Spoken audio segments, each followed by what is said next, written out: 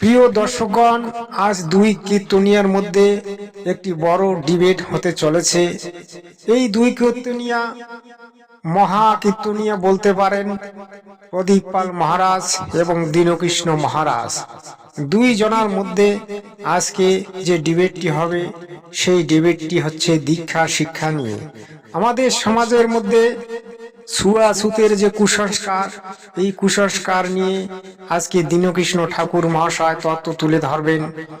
একদিকে উত্তর দেওয়ার চেষ্টা করবেন প্রদীপ পাল এবং অন্যদিকে দীনকৃষ্ণ ঠাকুর মহাশয়। আপনারা ভিডিওটি শেষ পর্যন্ত দেখবেন, এটা আপনাদের কাছে অনুরোধ রইল। আর চ্যানেলটিকে অবশ্যই সাবস্ক্রাইব করে নেবেন। সৎসাহেব। গুরু দীক্ষা যদি কেউ না নেয় তবে তার কৃপা হবে না। এইদিকে তাকান, দীক্ষা মানে কি? দীক্ষা মানে কি? তিনটে কথা। দীক্ষা মানে দিয়ে খা, আর দীক্ষা মানে কি? দেখা, আর দীক্ষা মানে কি? উত্তীর্ণ হওয়া। সত্যি কি দীক্ষা না নিলে ভগবানকে পাওয়া যায় না? আপনি যদি গুরুমন্ত্র না নিন, থালা থালা আপেল করা মন্দিরে নিয়ে যান, ভগবান একটা গ্রহণ করবে না। দর্শকগণ, ভগবান কেন গ্রহণ করবেন না সেটা প্রদীপ পাল মহারাজ অবশ্যই বলবেন। তাই আপনারা ভিডিওটিতে শেষ পর্যন্ত থাকবেন আর চ্যানেলটিকে লাইক করবেন, শেয়ার করবেন। আপনাদেরকে অসংখ্য ধন্যবাদ। সৎসাহেব। কলিযুগের ভগবান নিমাই যখন জন্মগ্রহণ করেছিল তখন দেখবেন সবই ঠিক ছিল, বাচ্চা জন্ম নিয়ে কাঁদেনি, হাত পা নাড়াচড়া করেনি। পণ্ডিত বিচার করে বলল, হাত পা নাড়াচড়া করলো না কেন, কাঁদলো না কেন? আসলে একটা কারণ, কি বলুন তো? স্তনদুগ্ধ পান করলো না কেন? তখনও সচিমাতা গুরুমন্ত্র নাই। কলিযুগের ভগবান সচিমাতার গর্ভে এসে, তার কোলে এসে জগৎকে শিক্ষা দিলেন, রে জগৎ, আমি মানুষ হতে পারি, ভগবান হয়ে জন্ম নিতে পারি মনুষ্য কুলে, তোদেরকে শিখিয়ে দিয়ে গেলাম। ভগবান কি শিখিয়ে দিলেন সেটা প্রদীপ পাল মহারাজের কাছ থেকে আমরা শুনবো। কারণ প্রদীপ পাল মহারাজ কতগুলি তত্ত্ব দেন অবশ্যই সঠিক, কিন্তু তিনি অনেক সময় উল্টাপাল্টা তত্ত্ব দেন। যাই হোক, আজকে আমরা তার সেই তত্ত্বটি জানবো। আপনারা ভিডিওটিতে শেষ পর্যন্ত থাকবেন। সৎসাহেব। যদি কেউ গুরুমন্ত্র না নেয় তার হাতে সেবা গ্রহণ করব না, তার প্রমাণ আমার মা। অনেকে বলছে দীক্ষা নিলে তবে ঠাকুরকে ভজা যায়, না হলে ভজা যায় না। একজন ব্রাহ্মণ যতক্ষণ না পৈতে বা উপনয়ন হবে ততক্ষণ পুজো করবার কোনো অধিকার পাবে না। একজন মানুষ যতক্ষণ না গুরুমন্ত্র না নেবে ততক্ষণ গোবিন্দ ভজনার কোনো অধিকার পাবে না। আমি হাজারো ভক্তের প্রমাণ দিতে পারি যারা দীক্ষা নেয়নি অথচ ভগবানকে পেয়েছে। ঠাকুর মহাশয়, তাহলে আপনি প্রমাণ দিন, কে দীক্ষা না নিয়ে ভগবান পেয়েছেন? প্রমাণ দিন, তবেই তো জনসমাজ আপনাকে বিশ্বাস করবে, অন্যথা তো আপনাকে থুথা করবে। ঠিক আছে, আপনি যদি প্রমাণ দিতে পারেন দিন, আগে দেখি কি বলতে চান। এই জন্যে মায়েরা, আপনার যদি গুরুমন্ত্র না নেন, আপনার বাড়িতে সাধুগুরু বৈষ্ণব আসবে, জিজ্ঞাসা করবে, মা তোমার বাড়িতে সেবা করব।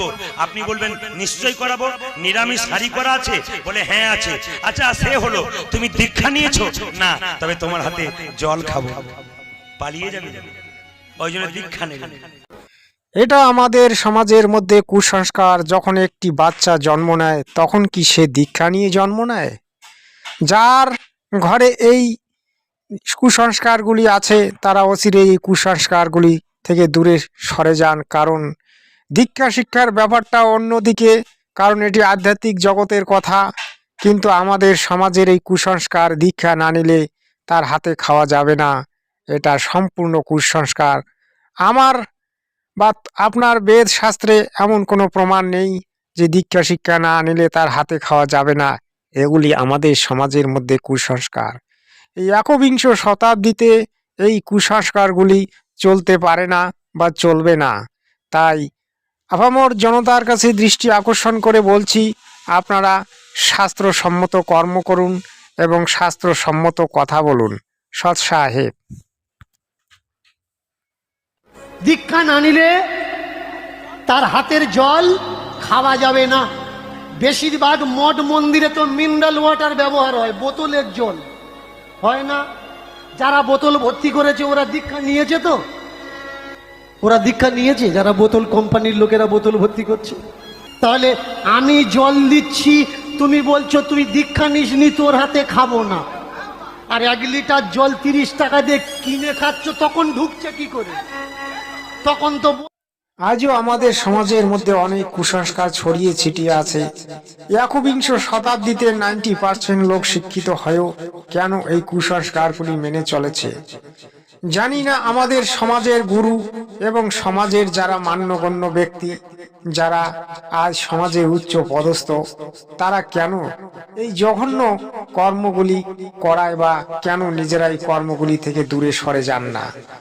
কেনই বা আমাদের সমাজের মধ্যে আজও পণ প্রথা, কেনই বা আজও পাখন পূজা, কেনই বা আজও শ্রাদ্ধ পিণ্ড, এ সমস্ত শাস্ত্র বিরুদ্ধ কর্ম করা হয়? কেন আমাদের সমাজের মান্যগণ্য লোকেরা এর জন্য মাথা তুলে দাঁড়ায় না? আগে দেখি দীনকৃষ্ণ ঠাকুর মহাশয় কি বলতে চান। সৎসাহে বলছো না যে দীক্ষা নেয়নি এ জল আমি খাবো না। চমৎকার দেখুন, আপনি এদের রান্নাঘরে উঠতে পারবেন না। কেন? আপনি দীক্ষা নেননি। আপনার গুরু মন্ত্র হয়নি। চমৎকার বিষয়, গুরু মন্ত্র হয়নি বলে আপনি ওদের রান্নাঘরে ঢুকতে পারবেন না। গুরু মন্ত্র হয়নি বলে আপনি প্রসাদ বানাতে পারবেন না। গুরু মন্ত্র হয়নি বলে গুরু মন্ত্র হয়নি বলে আপনি কি কি করতে পারবেন না, সেটা একবার দীনকৃষ্ণ ঠাকুর মহাশয়ের শ্রীমুখ থেকে আমরা শুনবো। আপনারা ভিডিওটিতে শেষ পর্যন্ত থাকবেন। সৎসাহে আপনি ওদের ঠাকুরঘর ধোয়া মাজা ঘষা করতে পারবেন না। এই যে মায়েরা বাবারা, গুরু মন্ত্র নেবেন, যাত্রার কাছে নেবেন না। জীবনে গুরু দুপকার। এক বাবাজিকে আমি বললাম, আচ্ছা বাবাজি, এখন তো কাঠ অত পাওয়া যায় না, এখন সব গ্যাসের ব্যাপার, তাই না? তা যে গ্যাস সিলিন্ডার দিয়ে আপনারা ঠাকুরজির ভোগ রান্না করছেন, ওই গ্যাস সিলিন্ডার গ্যাস সিলিন্ডারের ব্যাপারটা দীনকৃষ্ণ ঠাকুর মহাশয়ের কাছ থেকে আমরা শুনবো। কোনটা পবিত্র কোনটা অপবিত্র উনি বিস্তারিত ভাবে বলবেন। সৎসাহেব তো মাসে অন্য কোনো জাতের বাড়ি ছিল কিনা কোনো সার্টিফিকেট আছে? অন্য কোনো হোটেলে ছিল কিনা কোনো সার্টিফিকেট, কোনো গ্যারান্টি আছে? যে হোটেলে ওই গ্যাস সিলিন্ডার দিয়ে ডিম তৈরি হয়নি, মাছ মাংস রান্না হওয়া সিলিন্ডার যদি গোপালের ভোগ তৈরি হতে পারে, যারা মাছ মাংস খায় এরা ঠাকুর ঘরে ঢুকবে, আপত্তি কোথায়? দর্শকগণ, আমরা আরো বিস্তারিত শুনবো। এই দীনকৃষ্ণ ঠাকুর মহাশয় যে তত্ত্বগুলি দিচ্ছেন আমাদের সমাজের কুসংস্কারের বিরুদ্ধে, আজকে কিন্তু আমাদেরকে এই কুসংস্কার থেকে মুক্ত হতেই হবে। আর সমাজের এই পাখণ্ডীদের কথা থেকে আমাদেরকে দূরে সরে আসতে হবে। তাই ভিডিওটিতে শেষ পর্যন্ত থাকবেন। প্রিয় দর্শকও, আপনারা জানেন যে পশ্চিমবঙ্গে উদযাপন দিবস অনুষ্ঠিত হয়েছে তারকেশ্বরে। আমাদের যশস্বী প্রধানমন্ত্রী সেখানে উপস্থিত ছিলেন। তিনি উপস্থিত থেকে পশ্চিমবঙ্গ উদযাপন দিবসটিকে পালন করেছিলেন। তারপরের দিন ছিল যোগা দিবস। রেড রোডে সেটা সুন্দরভাবে পালিত হয়েছে, আপনারা অনেকেই দেখেছেন। তো আমরা পশ্চিমবঙ্গকে একটা ডেভেলপ স্টেট তৈরি করার প্রচেষ্টায় আছি, যেটা বর্তমান সরকারের মূল বচন বা মূল প্রচেষ্টা আপনি বলতে পারেন। বর্তমানে পশ্চিমবঙ্গে ডাবল ইঞ্জিনের সরকার গঠন হয়েছে এবং পশ্চিমবঙ্গ সোনার বাংলা গড়ে উঠবে, এটা আমাদের মাননীয় যশস্বী প্রধানমন্ত্রী প্রতিশ্রুতি দিয়েছেন। এবং আমাদের যশস্বী মুখ্যমন্ত্রী শুভেন্দু অধিকারীজি তিনিও বদ্ধপরিকর। বাংলার উন্নয়ন করতেই হবে, বাংলাকে এমনভাবে সাজাতে হবে যাতে বাংলা ভারতবর্ষের মধ্যে একটা অন্যতম রাজ্য হিসাবে আমরা দেখতে পাই। তো দর্শক, আপনাদের কাছে আমি এটা এই কারণে নিবেদন রাখলাম যে আপনারা সরকারকে সহযোগিতা করুন, সরকারের আইনগুলিকে মেনে চলুন এবং সরকারের প্রকল্পগুলিকে আপনার স্বেচ্ছায় গ্রহণ করুন। আপনাকে অনেক অনেক ধন্যবাদ। আমাকে বললে, জানিস গ্যাস সিলিন্ডার যখন আমরা রান্নাঘরে ঢোকাই, আমরা গঙ্গা জল ছড়া দিয়ে ঢোকাই। কি জল ছড়া দিই? গঙ্গা জল ছড়া দিয়ে আমরা ঠাকুর ঘরে ঢোকাই, রান্নাঘরে ঢোকাই। আমি বললাম, মাছ মাংস রান্না করা গ্যাস সিলিন্ডার যদি গঙ্গা জল দিয়ে ঠাকুর ঘরে ঢুকতে পারে, তাহলে মাছ মাংস খাওয়া মানুষগুলো গঙ্গা জল ছড়া দিলে তো ওরাও ঠাকুর ঘরে ঢুকতে পারে। প্রেম সে বলো হরি হরি বল। দীনকৃষ্ণ ঠাকুর মহাশয় যে যুক্তিগুলি দিলেন সেগুলি সর্বসত্য, কিন্তু আমাদের সমাজের পাখণ্ডীরা এই যুক্তিগুলিকে মেনে নিতে চায় না। তাই আগে দেখুন কি বলতে চান। সিলিন্ডারের বেলায় গঙ্গার জল তাকে পবিত্র করতে পারে, তো মানুষের বেলায় গঙ্গা জল তাকে পবিত্র করতে পারবে না কেন? চমৎকার বিষয়। যদি অদীক্ষিত মাছ মাংস খাওয়া মানুষ ঠাকুর ঘরে না উঠতে পারবে, ঠিক আছে তোমরা তুলো না, কিন্তু যে ফুলের মালাটা রাধারানীর গলায় পরানো হয়েছে, ভগবানের কাছে উঁচু নিচু জাতিভেদ কোনো কিছু থাকে না, কারণ ভগবানের আমরা সবাই সন্তান। তাহলে ভগবানের কাছে যদি জাতিভেদ না থাকে তাহলে আমরা কেন জাতিভেদ মানব? কৃষ্ণের গলায় পরানো হয়েছে, যে ওই ফুল চাষ করেছে মালি, কখনো খোঁজ নিয়েছো ও নিরামিষ খায় না আমিষ খায়? খোঁজ তোমরা নাওনি। ওই ফুল তুলে এনে যে মালা গেঁথেছে, খোঁজ নিয়েছো সকালবেলা চান করে মালা গেঁথেছে না বিনা চান করে মালা গেঁথেছে? দর্শকগণ, বিষয়টি অত্যন্ত গম্ভীর হতে চলেছে, তাই বিষয়টিকে ছেড়ে আপনারা যাবেন না, কারণ এই ভিডিওটি অত্যন্ত ইম্পর্টেন্ট। এই ভিডিওটি জানা অত্যন্ত প্রয়োজন আর কথাগুলি অত্যন্ত গুরুত্বপূর্ণ। যে দোকানে ফুল বিক্রি হচ্ছে তাকে জিজ্ঞাসা করেছো যে আমার ঠাকুরের গলায় ফুলের মালা পরাবো, তুমি নিরামিষ খাও না আমিষ খাও? নিরামিষ খাওয়া লোক, আমিষ খাওয়া লোক, মাছ মাংস খাওয়া লোক মালা গেঁথে দিচ্ছে, ঠাকুর গলায় দিয়ে বেশ দাঁড়িয়ে আছে, ঠাকুরের অসুবিধা হচ্ছে না, তাহলে তোমাদের অসুবিধা কেন ভাই? অসুবিধা তাদের হয় যাদের কোনো জ্ঞান কাণ্ড নেই, যারা কুসংস্কার থেকে বেরিয়ে আসতে চান না, যারা সমাজকে কুসংস্কারে রেখে চলতে চান, তাদের অসুবিধা হয়। তাই তারা ভগবান প্রাপ্তি পান না, তারা সমাজকে কুসংস্কারে ঢেকে রাখেন, এরাই ভগবান বিরোধী। তোমার যদি মনে হয়ে থাকে যে আমি ভুলভাল তথ্য রিপ্রেজেন্ট করছি, সনাতনীদের এই ধর্মের মানুষদের আমি ভুল রাস্তা দেখাচ্ছি, এসো না ভাই একসঙ্গে বসি, আমরা তো সব ঘরের ছেলে। মালা জপছ, মালা নিয়েছ, বাম্মাকে খেতে দাও না, কিন্তু গুরুদেব আসলে পা ধুয়ে জল গিলিয়ে যাচ্ছে। আর গুরুদেব, ওর গুরুদেব আছে আর জগতে কারোর গুরুদেব নেই।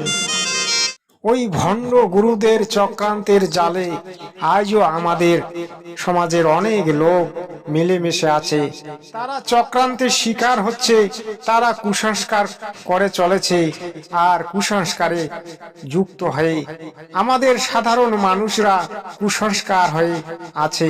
এই কুসংস্কার থেকে মানব সমাজকে মুক্ত করতে হবে, এটাই আমাদের লক্ষ্য হওয়া উচিত, এটাই আমাদের কর্ম হওয়া উচিত। সমস্ত কর্ম আমাদের শাস্ত্র অনুকূল হওয়া উচিত, সেটাই আজকের সমাজের মূল লক্ষ্য, মূল বিষয় হওয়া উচিত। এটা আমার মত, আপনারা আপনাদের মত অবশ্যই জানাবেন সৎসায়। যারা নিজের বাবার মায়ের পায়ে প্রণাম করে না, অথচ বাজারে সৌর দেখলে কাপড় উঁচু করে ছুটে যায়, ও সৌরর বোঝার দরকার, ও বাবা ছেড়েছে, আমাকে ছাড়তে ও 2 মিনিট লাগবে না। যেসব গুরুদেবেরা মনে করছে ও বাম্মা ছেড়ে আমাকে বাবা বানিয়েছে, জন্মদাতা বাবাকে যদি ও ছাড়তে পারে, তোমাকে ছাড়তে কতক্ষণ লাগে? বেশিক্ষণ লাগে। দীনকৃষ্ণ ঠাকুর মহাশয় অবশ্যই সঠিক যুক্তি দেখাচ্ছেন। এই যুক্তিগুলি যদি সমাজের মধ্যে গণ্য করা হয়, অবশ্যই সমাজের কল্যাণ হবে। দেখি উনি আরো কি যুক্তি দেন। বাবার প্রতি প্রেম শেখাও, মায়ের প্রতি প্রেম শেখাও। বাবাকে যে জন্ম দিয়েছে ও একটা বাবা, যে শিক্ষা দিচ্ছে, যে অন্ন দিচ্ছে, যে রক্ষা করছে, যে দীক্ষা দিয়েছে, এও একটা বাবা। দীক্ষা গুরু গুরু হয়, শিক্ষা গুরু গুরু হয়, মন্ত্র গুরু গুরু হয়। এই জগতে গুরু তো অনেক আছে, কিন্তু সদ্গুরু পাওয়া খুবই কঠিন। সদ্গুরুকে, সেই সদ্গুরুকে খুঁজে বার করতে হবে, এটাই আজকের মূল বিষয়। গুরুর কর্তব্য কি শুনে রাখুন। বাবা মা, গুরুদেব আর ভগবান তিনজনে যদি এক জায়গায় বসে থাকে, একটু হাত তুলে জোর করে বলবেন কাকে আগে প্রণাম করার দরকার? বাবা মাকে প্রণাম করার দরকার।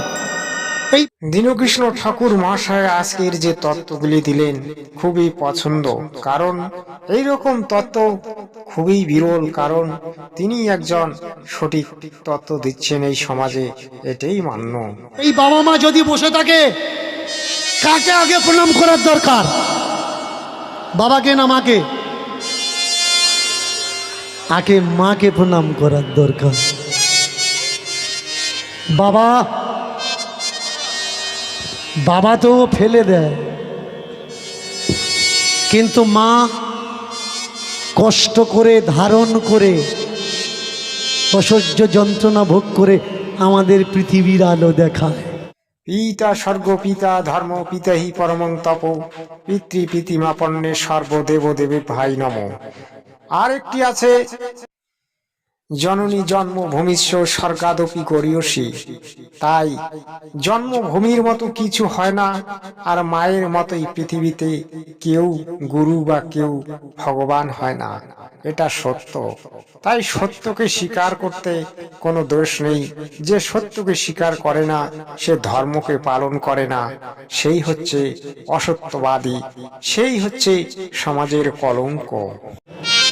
যার বাবা মা আছে সে কিন্তু বুঝবে না যে বাবা মা হয় কি। যার বাবা মা নেই, সদ্য যার বাবা মারা গেছে, সদ্য যার মা মারা গেছে, বাম্মা গেলি বাম্মা ধরম বাম্মা পাবে, বউ গেলি কে বলবে যে ধরম বউ করো? প্রিয় ভক্তগণ এবং দর্শকগণ, আপনাদের জন্য এই ভিডিওটি তৈরি করা হলো। আপনাদের কেমন লাগলো আপনারা অবশ্যই কমেন্টসে জানাবেন, আর ভিডিওটি ভালো লাগলে অবশ্যই শেয়ার করবেন, লাইক করবেন, কারণ আপনাদের জন্যই এই ধরনের ভিডিও। 15 মিনিটের জন্য কত ঘন্টা আটকানো হতো, আর ওনারা কে? হরিদাস পাল, তাদের জন্য রাস্তা আটকানো হবে? এক বছরে এমনি দম বন্ধ হয়ে যাচ্ছে। যান বাংলাদেশে, পাকিস্তান চলে যান, এখানে নামাজ পড়ুন, কেউ বলবে না। এখানে চলবে না এইসব। সরকার পাল্টে গেছে, লোক পাল্টে যায়, জানে এগুলো বন্ধ করবো বলে, আর বন্ধ হবেই, জেনে রাখুন। এটাকে নিয়ে দাঙ্গা লাগাও, রেড রোডেই নামাজ হবে, দাঙ্গা করো, নামাজ রেড রোডেই করো। ভাই जिसको সবাব ইল্লত যায় না মূলে, সবাব যায় না উংলি করনে বালা, তা উংলি কর। চাচাজি এবার বলা শুরু করুন তো, ব্যাপারটা কি? বাংলার মানুষ একেবারে ধৈর্য হারিয়ে ফেলছে। আরে ভাই, নতুন সরকারটা এসেছে, তাকে তো কিছু করার সময় দিন। এরা একেবারে ধৈর্য হারিয়ে ফেলেছে। এটা নিয়ে ওটা নিয়ে তারা আন্দোলন করতে চায়, তাদের ভুলগুলি একবার ভাঙিয়ে দিন তো। 15 মিনিটের জন্য কত ঘন্টা আটকানো হতো, আর ওনারা কে? হরিদাস পাল, তাদের জন্য রাস্তা আটকানো হবে? এক বছরে এমনি দম বন্ধ হয়ে যাচ্ছে। যান বাংলাদেশে, পাকিস্তান চলে যান, এখানে নামাজ পড়ুন, কেউ বলবে না। এখানে চলবে না এইসব। সরকার পাল্টে গেছে, লোক পাল্টে যায়, জানে এগুলো বন্ধ করবো বলে, আর বন্ধ হবেই, জেনে রাখুন। এটাকে নিয়ে দাঙ্গা লাগাও, রেড রোডেই নামাজ হবে, দাঙ্গা করো, নামাজ রেড রোডেই করো। ভাই जिसको সবাব ইল্লত যায় না মূলে, সবাব যায় না উংলি করনে বালা, তা উংলি কর, जितना करना है उंगली कर, जितना राजनीति छोड़ना है कर, जितना धर्मीय उसका नहीं देने वाला दो। রেড রোডে নামাজ পড়া বন্ধ হয়েছিল।